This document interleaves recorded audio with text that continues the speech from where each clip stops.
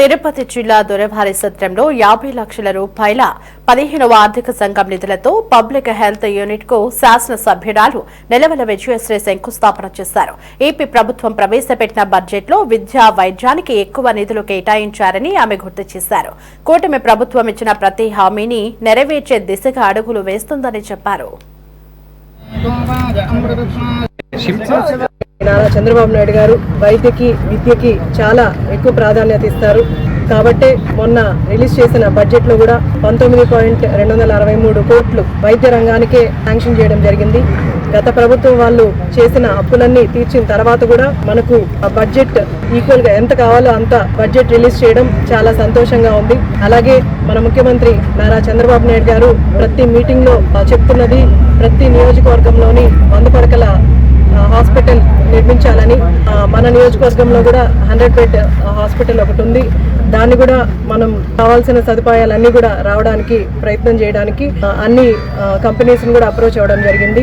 అలాగే మన కాన్స్టిట్యున్సీలో డయాలసిస్ పేషెంట్లు ఎక్కువ ఉండడం వల్ల మనం 2 డయాలసిస్ యూనిట్లు కూడా అడగడం జరిగింది. కనీసం ఒకటైనా శాంక్షన్ అయితే మన నియోజకవర్గ ప్రజలందరూ కూడా తిరుపతి కానీ ఇటు నెల్లూరు కానీ వెళ్లకుండా డయాలసిస్ పేషెంట్లు అందరూ ఇక్కడే డయాలసిస్ చేసుకునే అవకాశం కోసం సత్యకుమార్ యాదవ్ గారు మినిస్టర్ గారిని అప్రోచ్ అవ్వడం జరిగింది. ఆయన పాజిటివ్ గా రియాక్ట్ అయ్యి ఖచ్చితంగా డయాలసిస్ యూనిట్ ని ఇస్తామని చెప్పారు.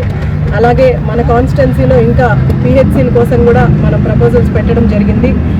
కొద్ది రోజుల్లోనే మనకు ఆ ప్రపోజల్స్ కూడా శాంక్షన్లు వస్తాయి.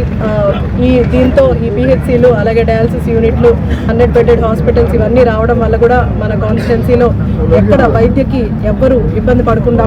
అలాగే మీ అందరికీ తెలుసు మన చంద్రబాబు నాయుడు గారు CMRF ద్వారా ఎవరైతే ఇబ్బందులు పడి హాస్పిటల్స్లో ఎక్కువ ఖర్చులు పెట్టుకొని అప్పులైపోయిన వాళ్ళందరికీ కూడా CMRF ద్వారా ఇప్పటి వరకు ఈ 9 నెలల్లోనే మన నియోజకవర్గానికి ఆల్మోస్ట్ 35 లక్షల వరకు శాంక్షన్ చేయడం జరిగింది. ఇంకా మన చంద్రబాబు నాయుడు గారు ఈ పెన్షన్ల పంపిణీ అని అలాగే అన్నా క్యాంటీన్లని ఇప్పుడు మొన్న అసెంబ్లీలో కూడా చెప్పడం జరిగింది.